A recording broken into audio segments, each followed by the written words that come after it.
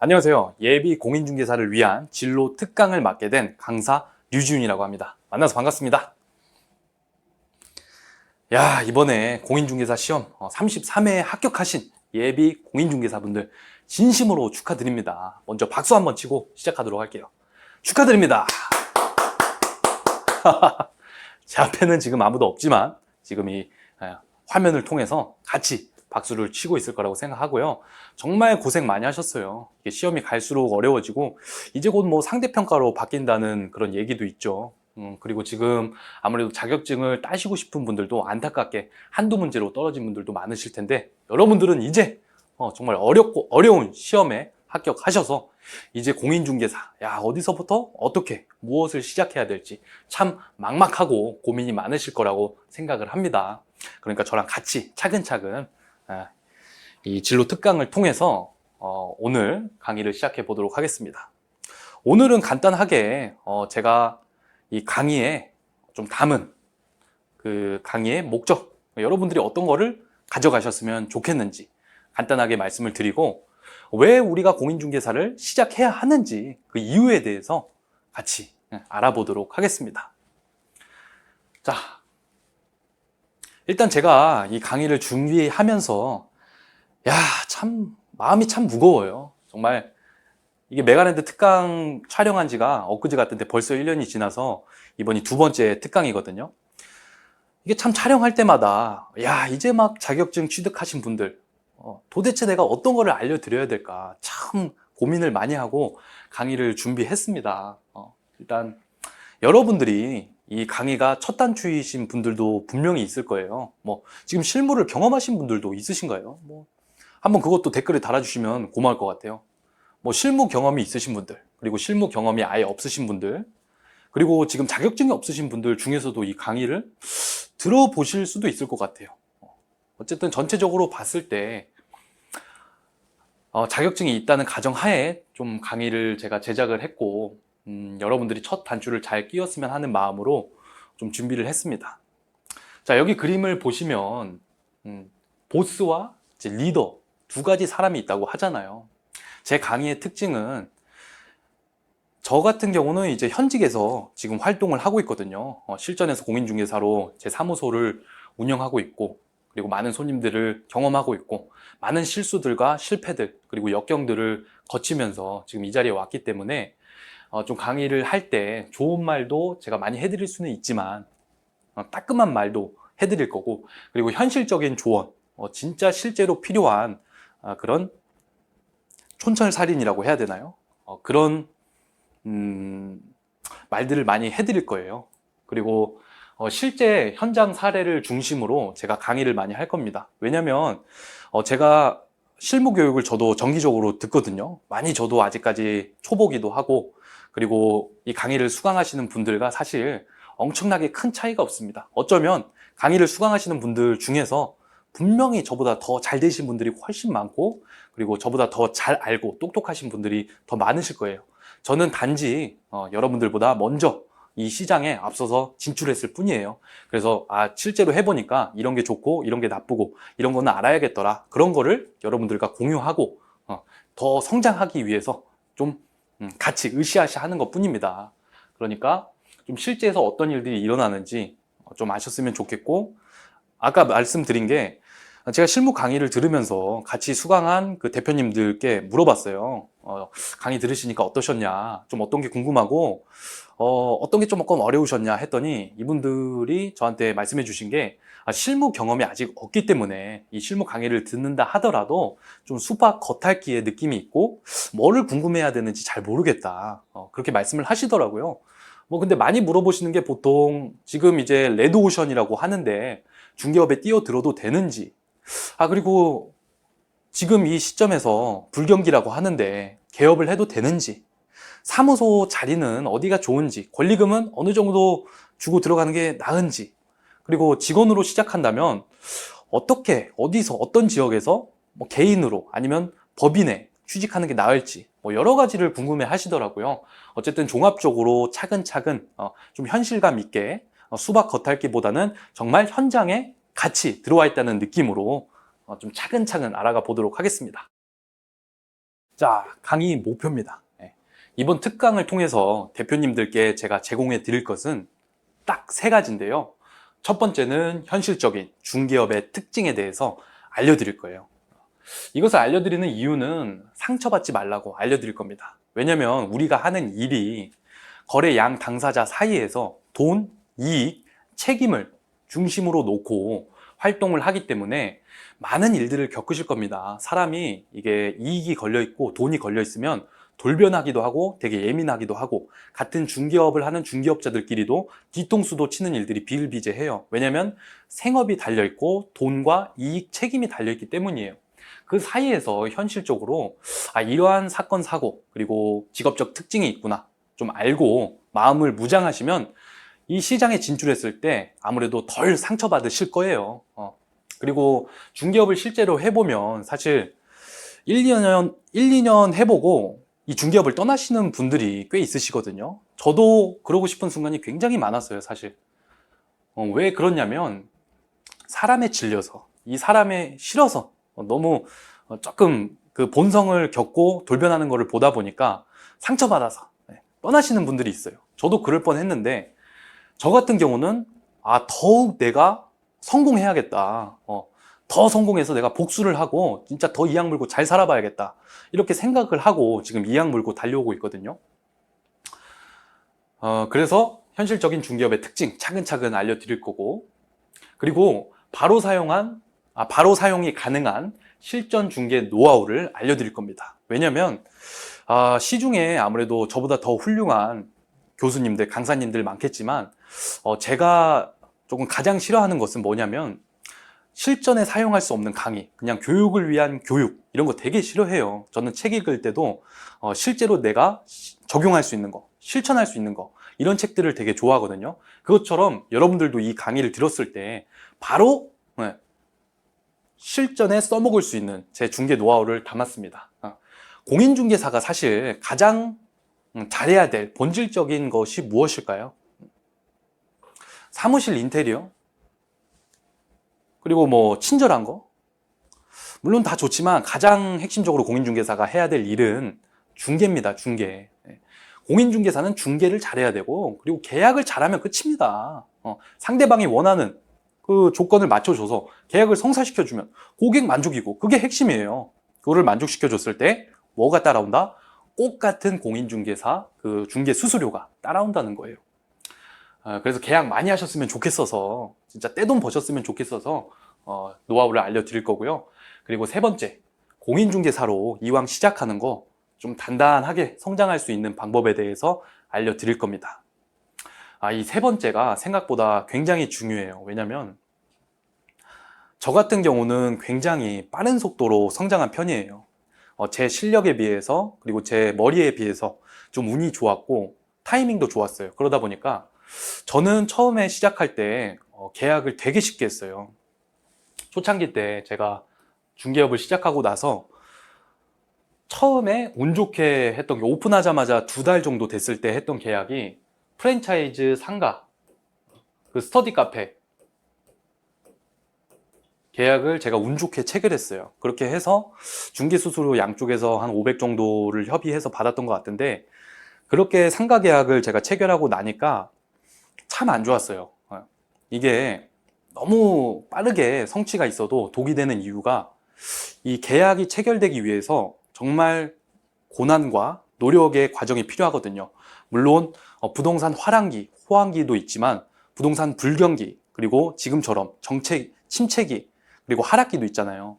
이럴 때를 버티고 나서 계약을 했을 때 그것을 경험한 사람은 이 계약이 안 나오고 그럴 때도 잘 견딜 수 있어요. 근데 처음부터 계약이 빵빵 터지고 수수료를 받은 사람은 이 비수기가 오고 그리고 침체기가 왔을 때 버티기 정말 힘들고요. 그리고 게을러집니다.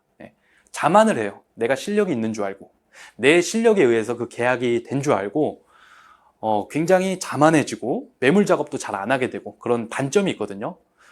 대표님들은 제가 겪은 시행착오를 안 겪으셨으면 좋겠어서 좀 얼마나 계약을 성사시키기까지 노력이 필요하고 진중함이 필요한지 좀 제 사례를 차근차근 한번 들려드릴게요.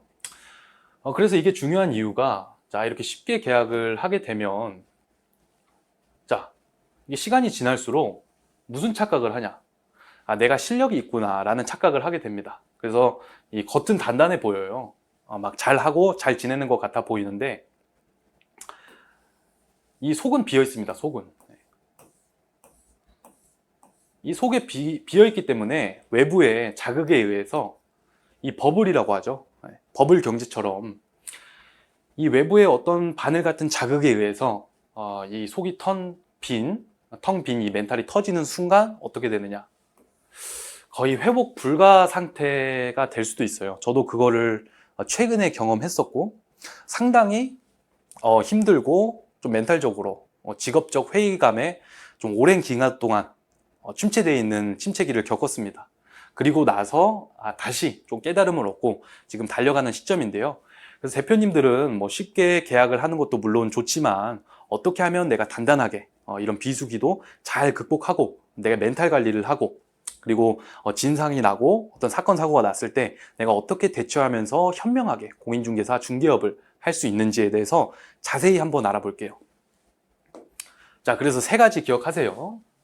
중개업의 실질적인 특징, 그리고 실전 중개 노하우, 그리고 단단하게 성장할 수 있는 방법을 실제 제가 경험한 것을 통해서 알려드리겠다는 겁니다. 그래서 강의 수강생 대표님들께 제가 부탁드리는 자세가 한 가지 있어요. 저도 이제 명강사가 아니고 많이 부족하기 때문에 대표님들이 이 줄탁동시 마인드를 가지셨으면 좋겠습니다. 이 학교에서 많이 들어보신 이 사자성어인데, 줄탁동시라는 게 뭐냐면, 이 병아리가 세상 바깥으로 나오기 위해서 이 달걀을 안에서 부리로 쪼는 게 줄, 그리고 이 어미닭이 이 바깥에서 새끼가 바깥으로 나올 수 있도록 부리로 쪼는 게 탁. 이것이 이제 동시에 일어난다는 거죠. 그래서 제가 이제 먼저 이 공인중개사로서 4년 동안 경험한 실무에 대한 이야기들, 그리고 성장하는 방법들, 그리고 계약 성사 클로징 방법, 여러 가지 방법들을 대표님들께 알려드릴 거예요. 제가 이렇게 입 안에까지 넣어 드릴 겁니다. 하지만 그것을 씹고 소화하고 적용하고 실천하는 것은 대표님들의 몫이라는 거죠. 아무리 좋은 명강의라도 내가 실제로 해보지 않으면 소용이 없는 거예요. 실제로 해봤을 때 또 마음대로 될까요? 실패하는 순간도 있을 겁니다. 하지만 가장 중요한 거는 일어서서 다시 해보는 거거든요. 그래서 같이 여러분들이 저와 같이 이 강의를 들으면서 하나하나씩 실천하면서 줄탁동시 했으면 좋겠습니다. 야, 저도 진짜 초반에 공인중개사 자격증 따고 바로 그 중개업에 참 동참했을 때가 엊그제 같은데, 지금은 그 직원일 때가 참 생각이 잘 안 나요. 이제 개업을 하고 지금 사무실 운영하는데 집중하다 보면은 그 직원의 시절이 참 많은 추억도 있지만 많은 기억들이 사라집니다. 하지만 실제로 있었던 성장 사례 제가 한번 말씀을 드릴게요. 제가 처음에 소공으로 이제 취업을 했어요. 이때 이제 제가 여러분들처럼 공인중개사 자격증, 저는 29회 시험에 합격을 해가지고 저는 실무 강의 이런 것도 안 들었어요. 그러니까 아무것도 몰랐죠, 사실. 자격증을 위한 공부만 했고 2년 동안 저는 공부를 했기 때문에 너무 그 기대 심리는 있었어요. 야, 이제 이거 써먹을 수 있겠구나. 야, 어떻게 해야 되지? 하고 저는 이제 바카스 비타500인가? 바카스였던 것 같아요. 하여튼 그거 5,000원짜리 사가지고 신사역에 가서 그 제일 좀 목 좋은 부동산에 들어가가지고 바카스 드리면서 물어봤어요. 그때 20살 후반 때인데, 사장님 저희 이제 자격증 취득했는데 어떻게 취업하면 되나요? 취업하는 방법도 제가 잘 몰랐거든요. 이렇게 물어보니까 그 대표님이 그 협회에서 구인구직 하시면 되고 이렇게 강남까지 멀리 오지 마시고 집 앞에, 집 근처에 가까운 데서 한번 일을 해보세요. 이렇게 조언해 주더라고요. 그래서 제가 그 얘기 듣고 공인중개사 협회 그 구인구직 란이 올라와 있어요. 그거 보고 전화를 해서 바로 면접 보고 그 다음날부터 거의 일을 했던 것 같아요. 다행히도 저는 운이 좋게 좀 그 지역의 1등 부동산에서 근무를 하면서 많은 경험, 정말 많은 손님들 진짜 질릴 정도로 진짜 엄청난 많은 손님들을 겪으면서 산전수전을 겪었던 것 같아요. 그 되게 추억이거든요. 어쨌든 그렇게 제가 소공으로 시작을 하면서 이렇게 4명의 저를 포함한 직원들을 만나게 됩니다. 다들 이제 다른 부동산에 소공으로 근무하시던 분들이었고요. 이때는 처음에 시작한 순간이기 때문에 수익이 굉장히 미비했습니다. 진짜 어떤 분은 막 30에서 50만 원 벌어 가시는 분도 있었고, 그리고 다른 분은 뭐 100에서 200 벌어 가시는 분도 있었고, 그리고 뭐 월급제로 이제 뭐 하시는 분들도 있었어요. 뭐 200, 뭐 150, 뭐 이런 식으로. 초창기니까 좀 수익이 미비할 수 있죠. 이렇게 정말 막무가내 식으로 면접 보고 시작을 했습니다. 그리고 1년이 지났어요. 1년이 지났을 때 저를 포함한 이 2명의 대표 공인중개사는 이제 소공으로 벗어나서 개업을 했습니다. 여러 가지 이유가 있겠죠. 해보시면 알겠지만 결국 중개의 꽃은 개업이다. 개업을 해야지 정말 오너의 마인드로 대표로서 책임감 있게 계약서에 내 도장 찍으면서 책임감 있게 확인 설명서 읽어주면서 막 경험을 하거든요. 그랬는데 이제 다른 2분은 직원의 포지션을 유지했어요. 뭐 나름의 사유가 있겠죠. 한 분은 근데 이분은 진짜 수익이 많이 어려웠어요. 그 사무실 조건도 많이 안 좋고 위치도 많이 안 좋고, 이분도 사실 너무 성격이 이제 착하셔가지고 좀 수익이 거의 한 30에서 50 정도 왔다 갔다 해서 마이너스가 되는 상황이었어요. 뭐 식비 이런 교통비 이런 거 저런 거 나가면 30만 원, 50만 원 금방 나가잖아요. 그래서 이분은 그런 상황이었고, 다른 분은 이제 직원의 상태를 역시 유지했는데 수입은 발생하지만, 이분보다 수익은 많았지만 좀 직원으로서 그 포지션에 있어서 뭐 급여 비율제라든지 그리고 운영 방식이라든지 이런 게 좀 불만족스러웠어요. 더 알려주셨으면 좋겠는데 뭐 이런 얘기도 하셨고. 근데 이제 저랑 같이 개업을 하신 이 대표님께서는 진짜 수익도 내가 일한 만큼 100% 돌아와서 너무 그때 재밌게 일을 했어요. 그리고 경험도 많이 하게 되고, 그리고 그만큼 성장하고. 진짜 일화 하나 말씀드리면 제 첫 계약이 아직도 기억이 나는데, 2번째 계약이 기억이 나네요. 2번째 계약 때 저는 이제 개업을 해서 제가 계약서 쓰면 너무 잘 쓸 줄 알았어요. 직원으로 일할 때 사장님이 저 그렇게 계약서 쓰고 확인 설명하는 거 별거 아닌 것 같은데 해가지고 자신감이 있었어요. 근데 막상 해보니까 제가 그 계약서 쓰는데 거의 한 2시간 정도 걸렸어요. A4 용지를 한 100장에서 150장 정도 제가 썼던 것 같아요. 그리고 저는 처음에 개업했을 때 나는 이 분위기 좋은 카페 같은 이 부금을 틀어놓고 손님이랑 기분 좋게 계약해야겠다 해서 계약서 쓰는데 그 지브리 그 토토로 그 OST를 틀어놓고 계약서를 작성했거든요. 근데 2시간이 걸리고 A4 용지 한 150장 정도 뽑다 보니까 이 손님들이 막 진짜 불신하기 시작하고 그 부금이 공포가 되더라고요. 진짜 식은땀이 너무 많이 나고 거의 다크서클이 여기까지 막 내려왔던 그 기억이 있거든요. 그렇게 아슬아슬하게 실수하고 진짜 나 부족하구나 왕창 깨지고, 그때 이제 또 사장님의 마음도 이해하게 되고 하면서 열심히 이제 대표로서 활동을 하게 됩니다. 자, 그리고 2년이 됐을 때 이분은 이제 수익이 너무 마이너스여서 이제 다른 직업으로 전향을 하셨어요. 저도 사실 개업을 하기 전에는 좀 직원으로서 저도 뭐 물론 너무 좋은 점들도 많았지만 좀 아쉬운 부분들, 좀 저에게도 불평불만이 있었어요. 그 상태로 만약에 제가 중개업을 떠났다면 다시 돌아오지 않았을 거예요. 왜? 좋은 기억도 있어야 되는데 너무 그때 당시에는 그게 되게 힘들었거든요. 왜? 내가 이 이상 성장할 수가 없을까? 그 생각이 드는 순간 사람은 굉장히 우울해져요. 같은 일만 기계적으로 하는 순간 저는 그렇게 되더라고요. 그리고 이제 보이잖아요. 내가 여기서 이렇게 있으면 10년 후에 어떤 모습일까? 바라봤을 때 조금 비전이 잘 안 보이더라고요. 거기서 내가 10년을 일해도 경제적으로 내가 독립하고 성장할 수 있을까? 내 집 한 채는 마련할 수 있을까? 이런 여러 가지 생각에 의해서 참 그만두고 다른 일을 해볼까 했는데 우연히 저는 이제 개업을 하게 됐죠. 어쨌든 이분은 중개업을 떠나셨고 다른 한 분은 직업의 포지션을 계속 유지하고 있지만 그 수입적으로는 나쁘지 않지만 좀 불만족스러운 거예요. 왜냐하면 내가 번 수입에 있어서 퍼센티지를 떼드리니까요. 하지만 이제 개업은 두려운 거예요. 왜냐하면 안 가본 길이니까. 그래서 좀 불만스럽지만 개업은 아직 아닌 것 같은데 지금 차렸다가 망하면 어떡하지? 이런 생각 때문에 이제 직원의 포지션을 계속 가지고 있으신 분, 그리고 다른 대표 또 개업을 하신 분 중에서 경영이 악화되고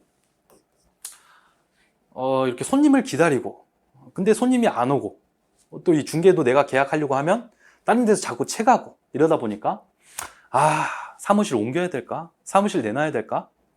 폐업하신 분도 있고 폐업을 고민하시는 분들도 있고 이런 케이스가 있다는 거예요. 근데 다른 한 대표는 지속적으로 발전적으로 경영해서 쭉쭉쭉 뻗어나가는 대표님이 있다는 겁니다. 자, 그리고 3년 후 제가 지금 개업한 지 딱 2년 반이 됐거든요.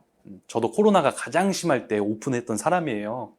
그리고 지금 3년이 지났는데 지금 시점에서 어떻게 됐느냐.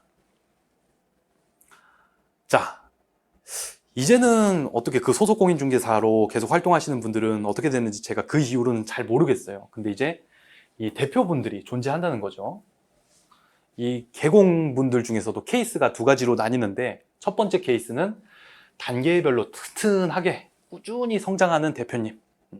전월세부터 시작해도 이제 꾸준히 성장해서 이제는 매매도 하고 그리고 가격 조율도 더 현명하게 하고 지역 시세도 저 탄탄하게 알고 꾸준히 거래 사례 비교하고 그리고 스스로 공부해서 어떤 지식이나 그 질문을 했을 때 확실하게 대답해주는 대표님, 이런 한 케이스가 있고, 두 번째 케이스는 초반에는 운 좋게 빠르게 계약을 해서 성장을 하고 자신감이 붙었지만 자만하고 게을러지고 운으로 계약한 건데 내 실력으로 인해서 계약한 줄 알고 매물 작업 안 해도 되는구나 하면서 막 성장이 더뎌지는 이 두 번째 케이스가 있다는 겁니다.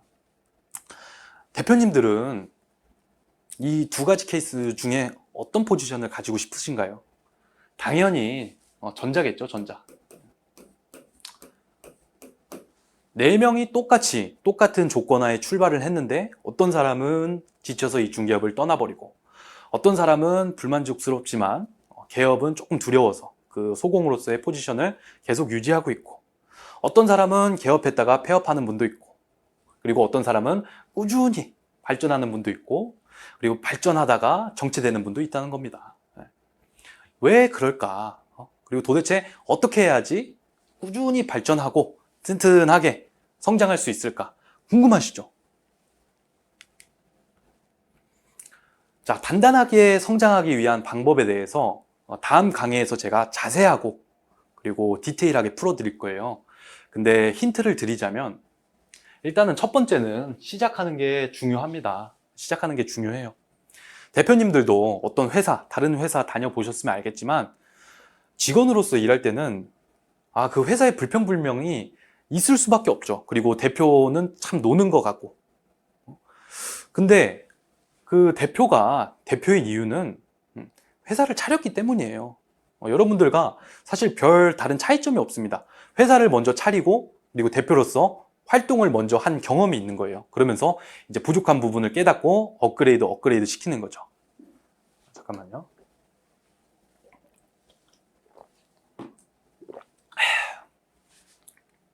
하지만 이 자격증을 취득하고서도 한 달, 두 달이 지나도 시작하지 않는 분이 있는 반면에 바로 시작해서 소공으로 일하든 개업을 하든 실천하는 사람이 있어요. 저 같은 경우도 저의 강점을 하나 얘기 드리자면 저는 실천력이 그래도 좋은 편이에요. 그래도 좋은 편이고 제가 한번 시작하면 잘 포기하지 않아요. 이제 단점도 있죠. 제가 엄청 게으를 때도 많고 공부도 안 할 때도 많지만 제가 머리도 그렇게 똑똑한 편은 아닌데 그래도 제가 이 자리까지 올 수 있었던 거는 그래도 시작은 했던 것 같아요. 너무 재지 않고 조금 진짜 두렵기도 하고 잠 못 자는 순간도 많았지만 어쨌든 소속 공인중개사로도 일을 해보고 그리고 개업해서 좀 현장도 많이 경험해보고 그러면서 조금씩 성장을 했던 것 같아요. 그래서 100% 완벽하게 시작하려면 답이 없어요, 진짜. 부동산 배울 게 얼마나 많은지 아세요?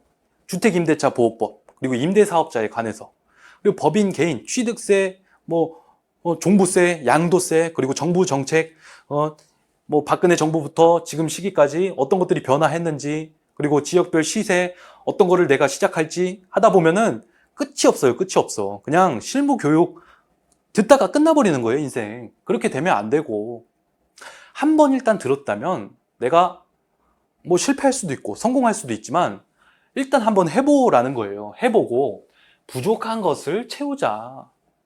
맞죠? 아니, 아무것도 안 해봤는데 내가 부족한 게 뭔지 어떻게 하냐고요. 일단은 먼저 해보고 해봐야지, 야, 내가 진짜 실력이 없구나, 진짜 내가 부족한 게 많구나. 그리고 계약서 썼는데 뭔가 막 불편해. 이거 잘 쓴 거 맞나? 실수한 거 아닌가? 불안해. 그럴 수도 있잖아요.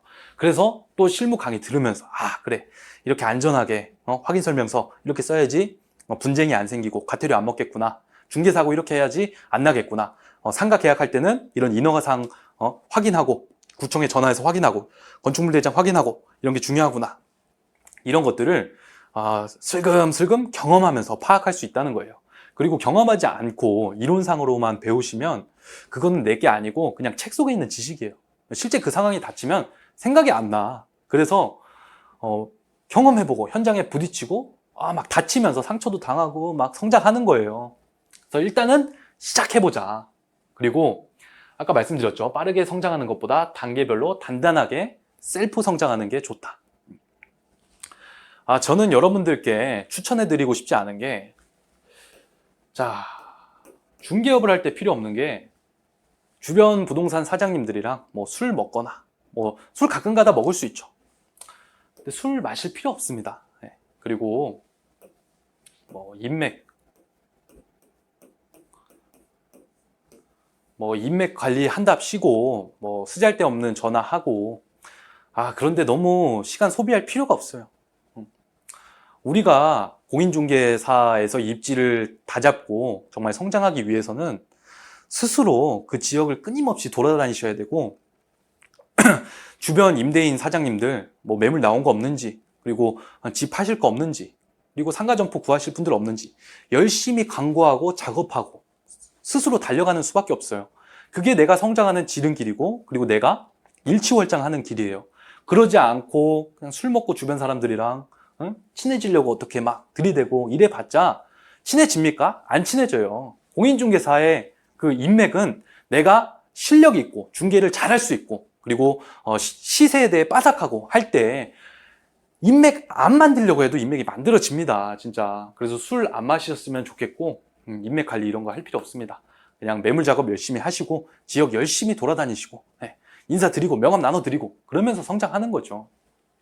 그리고 아까 말씀드린 거, 소년 등가에 패가 망신한다. 빠르게 계약하고 그리고 빠르게 성장하는 게 물론 초반에는 기분 좋지만 너무 운으로, 운빨로 진짜 처음에 막 큰 계약 몇 건 했다고 자만하지 마시고, 이거 내가 진짜 운 좋게 했구나 깨닫고 겸손하게 정말 실력으로 매물 작업 열심히 사계절 내내 해야겠다. 그리고 출퇴근 시간도 조금 규칙적으로 초반에는 하시고 그렇게 하셨으면 좋겠어요. 저한테 말씀드리는 겁니다. 저도 저한테 얘기하는 거고, 그리고 앞으로 하실 대표님들께 말씀을 드리는 거예요.